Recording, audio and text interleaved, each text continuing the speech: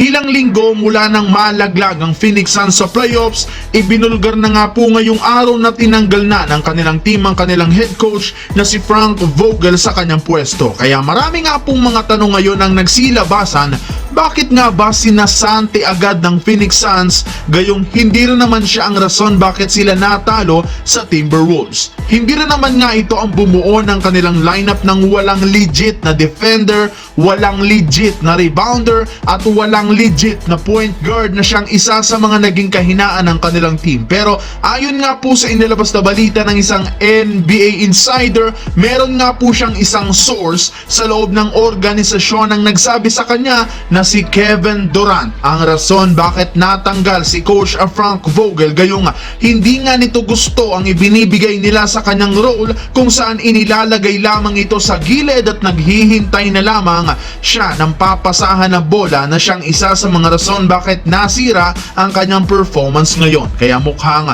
kukuha na lamang ang Phoenix Suns ng isang bagong head coach na ipangpapalit kay Coach Frank Vogel. Samantala, katulad nga po ng nangyari sa Boston Celtics sa first round, na ipatalo na naman ang kanilang kupunan ng kanilang Game 2 sa second round kontra sa Cavaliers 118-94. Bagamat man nakasabay sila sa simula sa pangunguna ni na Jason Tatum at Jaylen Brown, hindi pa rin nga nila kinaya ang napakainit na opensa sa second half ng Cavaliers matapos magtala ng double digit ang 6 na players sa pangunguna ni na Donovan Mitchell na merong 29 points, kasama na dyan ang kanyang ginawang scoring run sa second half upang tumaas ang kanilang kalamangan. Tinulungan rin naman siya ni na Caris LeVert at Evan Mobley na parehong nagtala ng 21 points. Dahil nga sa pagkatalo ng Boston Celtics, naagaw nga sa kanila ng Cleveland Cavaliers ang home court advantage bago sila pumunta sa home court ng Cavaliers para sa Game 3, Game 4. Sa madaling salita, delikado na naman ngayon ang Boston Celtics na mabaon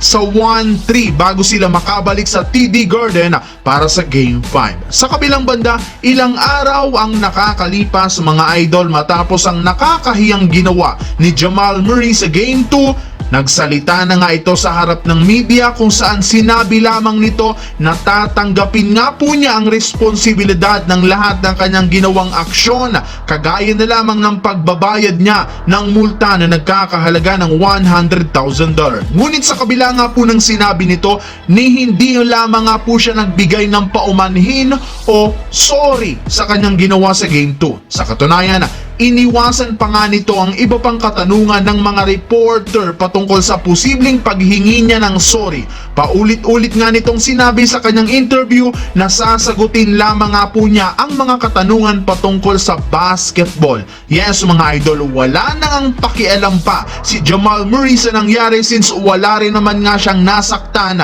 sa kanyang ginawa. Mas focus na lamang nga siya ngayon sa susunod na game na hindi rin naman nga ikinagusto ng ilang mga analysts gayong mas lalo lamang nga nitong pinapasama ang kanyang imahe sa publiko matapos siyang hindi man lang humingi ng sorry o paumanhin, lalo pat muntikan pa nga siyang maka-injured ng player. Nga pala mga idol, mukhang babalik muli ang 2 point guard sa lineup ng Lakers next season. Ito nga ay sina Gabe Vincent at Spencer Dinwiddie. Sa parte nga po ni Dinwiddie mga idol, panigurado papipirmahin ulit ito ni Rob Pelinka, habang sa parte naman ni Gabe Vincent may kontrata pa nga ito at walang trade value kung sakaling ipamigay man. Kaya malamang sa malamang babalik muli ito bilang guards ng Los Angeles Lakers.